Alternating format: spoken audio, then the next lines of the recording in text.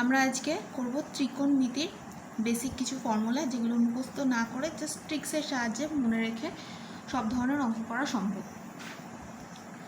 তো ত্রিকোণমিতি ত্রিভুজের ওপর ডিপেন্ড করে। আর কোন ত্রিভুজ? সমকোণী ত্রিভুজ, যার একটা কোণ কত হবে 90 ডিগ্রি।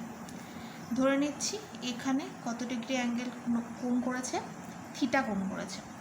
তো আমি এই ত্রিভুজটার নাম দিয়ে নিচ্ছি এ বি সি। এই পোর্শনটাকে বলবো লম্ব, এটাকে বলবো ভূমি, এটাকে বলবো অতিভুজ। তো ত্রিকোণমিতিতে আমাদের কয়েকটা জিনিস বই খুললে দেখা যাবে, এটা মাধ্যমিক বেসে যেরকম ইম্পর্টেন্ট সেরকম অন্য যে কোনো কম্পিটিটিভ এক্সামের ক্ষেত্রে এটা ইম্পর্টেন্ট। তো ত্রিকোণমিতিতে কয়েকটা জিনিস রয়েছে। এক রয়েছে sign theta, cos theta, tan theta. Sine theta মানে কি? সাইন থিটা মানে হচ্ছে লম্ব বাই অতিভুজ, লম্ব বাই অতিভুজ, লম্ব বাই অতিভুজ। কস থিটা মানে কি? লম্ব বাই অতিভুজ তো হয়ে গেছে, তাহলে পড়ে আছে কি ভূমি বাই অতিভুজ।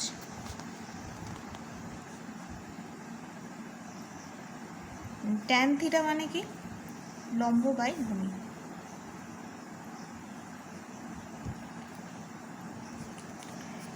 এই তিনটা হওয়ার পর আমরা করব বাদবাকি তিনটে, আমরা লজিক খাটিয়ে মুখস্থ করব। সাইন থিটা যেটা করেছি, কস থিটা করলাম, ট্যান থিটা করলাম, এবার আমাদের হবে কট থিটা। কট থিটা মানে কি করে লজিকটা কি উল্টো করে লিখবো, মানে এখানে আমরা লম্ব বাই ভূমি লিখেছি, এটাকে লিখবো ভূমি বাই লম্ব, মানে এটার পর থেকে উল্টো হয়ে যাচ্ছে জিনিসটা। কট থিটা মানে হচ্ছে ভূমি বাই লম্ব। দেন কস থিটার উল্টো কি? সেক থিটা, মানে অতিভুজ বাই ভূমি।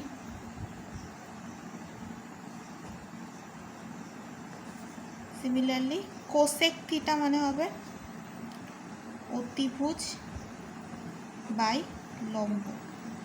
তো আমাদের এখান থেকে আর একটা ফর্মুলা হয়ে গেছে। কট থিটা মানে আমি কী করেছিলাম? ট্যান থিটার উল্টো, তার মানে কট থিটা মানে কি 1/tan থিটা, উল্টো করে দিয়েছিলাম। তো আমি সেক থিটা আমি কার উল্টো করেছিলাম?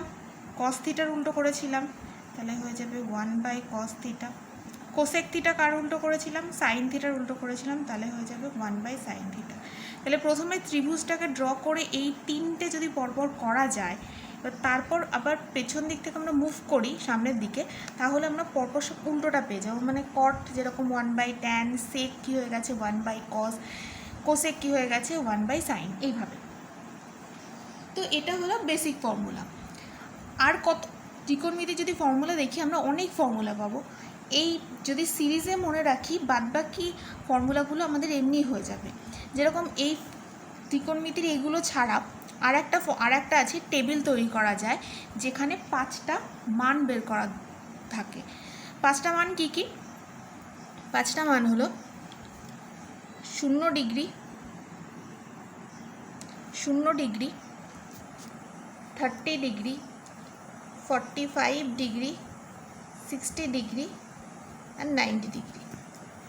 আমি যেভাবে এখানে sine theta, cos theta, tan theta, cos theta, cot theta, sec theta, cosec theta লিখেছি, এখানেও ঠিক একইভাবে আমি এগুলো লিখে নেব। তাহলে আমি এটাকে এখানে লিখতে শুরু করি। সাইন থিটা, কস থিটা, টেবিলটা মুখস্থ করার কোনো দরকার নেই, এভাবে করলে এমনি মুখস্থ হয়ে যাবে।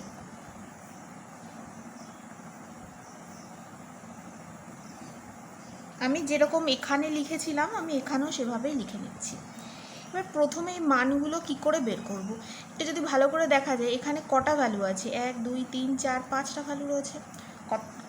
কত নাম্বার থেকে স্টার্ট? 0 থেকে স্টার্ট। তো আমি কিভাবে বের করব? আমি এখানে 0 থেকে আমাদের কত পর্যন্ত আছে? 1 2 3 4 5টা আছে, এবং আমি এখানটায় কি করে দেবো, আমি সবগুলোকে আগে 0 লিখব। 1 2 3 4, দেখো এখানে আমি 5টা লিখেছি, 1 2 3 4 5। এবার এখানে 0 থেকে স্টার্ট, তাই এখানে 0 থেকে স্টার্ট করলাম, এবং 4 পর্যন্ত লেখার পরে দেখলাম 5টা হয়ে গেছে। এখানে আমাদের 5টা ভ্যালুই চাই। যেখানে 4-এ শেষ করেছিলাম, 4 দিয়ে সবাইকে ডিভাইড লিখব। তারপর এগুলো সবার ওপরে একটা করে রুট দিয়ে দেবো। একটু ক্যালকুলেশন করলে দেখা যাবে যে এটার ভ্যালুগুলো 0/4 মানে 0, 1/4, 1-এর রুট করলে কত আসে আমাদের 1 আসে, 4-এর রুট করলে কত চলে আসে 2। এটা এখানে এমনি কাটা যায়, তার মানে এখানে কত হয়ে যাবে 1/√2।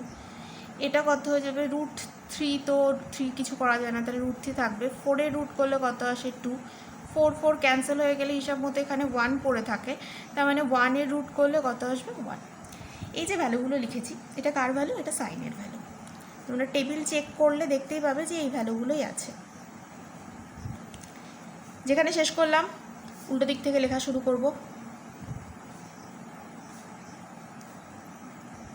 কসের ভ্যালু হয়ে গেল। ট্যানের ভ্যালু কি করব? আমরা এখানে দেখেছিলাম ট্যান লেখার সময় এই যদি আমরা সাইন থিটা ইকুয়াল আমরা কি লিখেছিলাম? লম্ব বাই অতিভুজ। সাইন থিটার সময় আমরা কি লিখেছিলাম? লম্ব বাই অতিভুজ। কস থিটা মানে কি লিখেছিলাম? ভূমি বাই অতিভুজ। তোমরা একটু ভালো করে দেখো, এখানে যদি আমি সাইন বাই কস করি তাহলে আমাদের ট্যান চলে আসছে।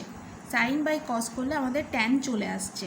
কিভাবে আমি একটু দেখিয়ে দেবো। এখানে sine theta by cos theta যদি করি তাহলে এখানে সাইন থিটা মানে আমি যেরকম লিখেছিলাম লম্ব বাই অতিভুজ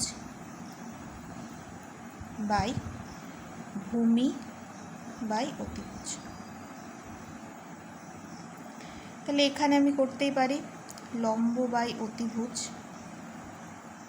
ইন্টু, এটা উল্টে যাবে, তাহলে এখানে অতিভুজ বাই কি চলে আসবে ভূমি, অতিভুজ বাই কি চলে আসবে ভূমি। তো এটা অতিভুজ আমরা কাট করে দিলে আমরা এখানে ইজিলি পেয়ে যাব কত? লম্ব বাই ভূমি। এবং আমাদের ট্যান থিটা মানে সেটাই ছিল, লম্ব বাই ভূমি। তাহলে এখানে যখন আমরা এই মান বের করব তাহলে এখানেও আমরা এই জায়গাটা তাহলে আমরা লিখেই নিই ট্যান থিটা মানে কি? ট্যান থিটা মানে হচ্ছে sine theta by cos theta. তাহলে এখানে যখন আমরা ভ্যালুগুলো বের করব তাহলে আমরা এখানে কি করব? সাইন বাই কস, মনে করো এই দুটোর মাঝখানে একটা ভাগের সাইন রয়েছে, ডিভাইডের সাইন রয়েছে, আমাদের 0/1 অবভিয়াসলি 0, 1/2 বাই √3/2, তার মানে 2টা ওপরে উঠে গেলে এখানে 2 কেটে গিয়ে আমাদের কি পড়ে থাকবে 1/√3। সিমিলারলি 1/√2 বাই 1/√2, 1/√2 ক্যান্সেল হয়ে যাবে, তাহলে 1। এটা √3/2 ইন্টু এই 2টা ওপরে চলে গেলে 2 ক্যান্সেল হয়ে আমাদের এখানে √3। আর এখানে 1/0, 1/0 মান জানা থাকে না, এই জন্য এটাকে বইয়ের টেবিল দেখলে দেখতে পাবে এখানে অসংজ্ঞাত লেখা থাকে, যাকে আমরা এখানে হচ্ছে লিখব কি ইনফিনিটি লিখব। এই সাইন দিয়ে ইনফিনিটি আমরা লিখব। তো আমাদের ট্যান লেখা হয়ে গেছে, ট্যানটাকে আমরা উল্টো করে দিলেই আমরা কটের ভ্যালু পেয়ে যাব।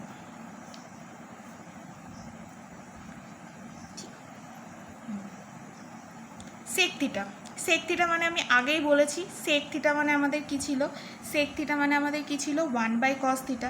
তাহলে তোমরা যদি মনে করো যে এখানে যে কসের যে ভ্যালুগুলো ছিল, কসের ভ্যালুর ওপরে একটা করে 1 আছে, তাহলে 1/1, তাহলে এখানে কত হয়ে যাবে 1, 1/√3/2, 2টা ওপরে চলে গেলে তাহলে 2/√3, 1/1/√2 তাহলে √2, 1/1/2 তার মানে এখানে চলে আসবে 2, দেন 1/0 আমাদের চলে আসবে ইনফিনিটি।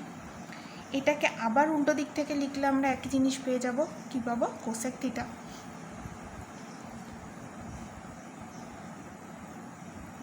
ডাইরেকশন। তো আমরা এখানে একদম ফার্স্ট আমি আবার বলে দিচ্ছি আমি কি করেছিলাম। এখান থেকে আমরা 0 ডিগ্রি, 30 ডিগ্রি, 45, 60 ডিগ্রি, 90 ডিগ্রি, মানে এখানে 5টা ভ্যালু আছে। আমরা কোথা থেকে স্টার্ট করেছিলাম? 0 থেকে। তাহলে আমরা এখানে 0 লিখেছিলাম ফার্স্টে, 0, 1, 2, 3, 4, 5টা ভ্যালু লিখেছি। 4 পর্যন্ত শেষ করেছিলাম, 4 দিয়ে সবাইকে একটা করে ডিভাইড লিখেছি, সবগুলোর উপর একটা রুট দিয়ে দিয়েছি। 0/4 0 এসে গেছে। 1-এর রুট করলে 1 আর 4-এর রুট করলে 2। এখানে হচ্ছে এটা ক্যান্সেল করেছে, এখানে 1/2 রুটের নিয়ম অনুযায়ী এটা লেখা হয়েছে। সাইন থিটার মানটা পুরোপুরি এভাবে লেখার পর উল্টো দিক থেকে লিখতে শুরু করলেই আমরা কি পেয়ে যাব? কস। তাহলে শুধু সাইন বের করবে, কস অটোমেটিক্যালি বেরিয়ে যাবে। নেক্সট ট্যানটা যদি বের করো sine theta by cos theta, তাহলে তোমরা কট পেয়ে যাবে। কট যদি বের করে ফেলো, কট বের করার পর আমাদের সেক বের করতে হবে। সেক মানে কি? 1/cos। তাহলে এখানে 1/cos করলে আমাদের সেকের সব ভ্যালুগুলো বেরিয়ে যাবে। সেকের ভ্যালুটাকে আবার উল্টো দিক থেকে লিখতে শুরু করো, তাহলে পেয়ে যাবে কি কোসেক থিটা। তাহলে আমাদের এই সব টেবিলের ভ্যালুগুলো হয়ে গেল। এবার ত্রিকোণমিতি আর একটা যেটা রয়েছে, যেটা হচ্ছে তিনটে ফর্মুলা, ত্রিকোণমিতির তিনটে ফর্মুলার উপর বেস করে।